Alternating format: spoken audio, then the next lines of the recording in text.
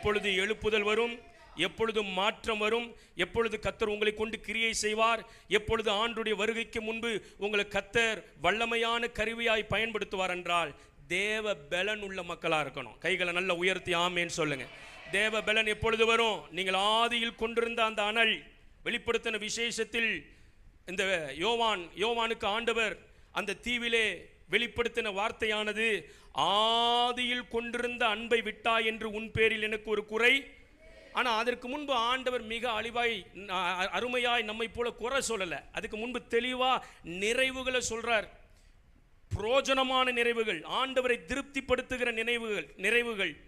பக்கத்தில் இருக்கிற விசுவாசிகளை, ஆகா இந்த விசுவாசி, இந்த தேவப்பிள்ளை இப்படி கர்த்தருக்காக பிரயாசப்படுறாங்களா, இப்படி கர்த்தருக்காக நிற்கிறாங்களா, இப்படி கர்த்தருக்காக மேன்மையா இருக்கிறாங்களா என்கிற நிறைவை அந்த வசனத்தை பார்த்தா உங்களுக்கு நல்லா புரியும். அவ்வளவு நிறைவுகளை ஆண்டவர் அந்த திருச்சபையை குறித்து சொன்னாலும் ஆண்டவர் ஒரு புள்ளி வைத்து ஒரு காரியத்தை சொல்லுகிறார். ஆகிலும் ஆதியில் கொண்டிருந்த அன்பை விட்டாய் என்று உன் பேரில் எனக்கு ஒரு குறை உண்டு. இந்த சுதந்திர தின நாளிலே கர்த்தர் அத்தனை காரியத்திலும், அத்தனை கட்டுகளிலும், அத்தனை தடைகளிலும், அத்தனை பிசாசின் கிரியைகளிலும் உங்களை விடுதலையாக்கி ஆவியிலே ஒரு சுதந்திரத்தை தந்து பலன் உள்ள தேவ பிள்ளைகளாய் மாற்றி சத்துருவின் கோட்டைகளையும் பிசாசின் கிரியைகளையும் இந்த பட்டணத்தில் உங்களை கொண்டு கர்த்தர் செய்ய வேண்டிய கிரியைகளையும் உங்களை கொண்டு நடப்பிக்க உங்களை பயன்படுத்துவாராக. கைகளை நல்ல உற்சாகமாய் தட்டி ஆவியில நிரம்பி ஆண்டவரை உற்சாகமாய் மகிமைப்படுத்துங்க. கர்த்தருடைய நாமத்துக்கு ஸ்தோத்திரம் உண்டாகட்டும். அல்லேலூயா. அப்ப நல்ல கவனிக்கணும்.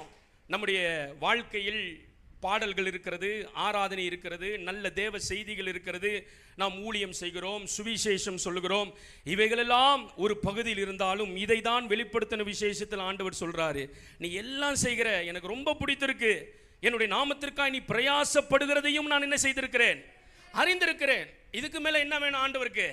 இதுக்கு மேல என்ன வேணும்னா உங்க வாழ்க்கையும் அவருடைய வாழ்க்கையும் இணைந்திருக்கிறது வேணும். ஆமேன்னு சொல்லுங்க. எத்தனை பேருக்கு நான் சொல்றது புரியுது?